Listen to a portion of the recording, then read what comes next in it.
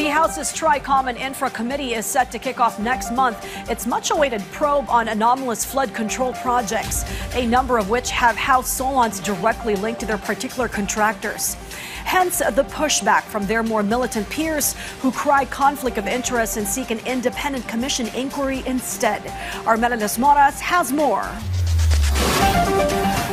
The House Tri-Committee or Infracom's own investigation into the alleged anomalous flood control projects in the country is expected to begin in September. According to Tri-Com co-chair Joel Chua, aside from holding those involved in the issue accountable, they also aim to draft new proposed measures to prevent flooding and stop corruption in government projects. Kung ano yung makikita po natin na mga loopholes sa mga kasalukuyang batas natin, yun ang dapat na punan natin. Diba? Kasi bakit may mga nakakalusot na ganitong klaseng mga programa? Bakit may mga ghost project? Diba? Representative Chua also suggested that it is now timely for the country to have a flood control master plan. This would be extremely helpful, especially now that typhoons have been coming one after another continuously. So sa akin po paniniwala, dapat magkaroon talaga ng isang malaking master plan.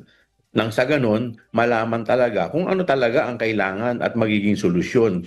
Kasi kung gagawa lang tayo ng mga programa, tapos hindi naman talaga masusolusyonan ng matindi, baka nagsasayang lang tayo ng pondo. However, even before the House inquiry begins, some are already opposing it due to an alleged conflict of interest. In response, House Deputy Minority Leader Antonio Tino said, sa halip na pigilan ang Kongreso,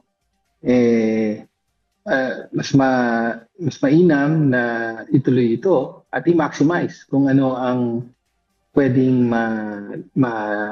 malantad, no, sa issue ng flood control. This does not preclude yung investigation mismo ng whether it's the ombudsman or a COA special audit ay kailangan pa rin gawin ang mga yan. From the upcoming investigation by the House, Tino is already considering new proposals that could be crafted in relation to the issue. Ang mga pwedeng aralin dito, i-review ay yung mga graft and anti-corruption laws natin basically. Melalis Moras from the National TV Network for a New and Better Philippines.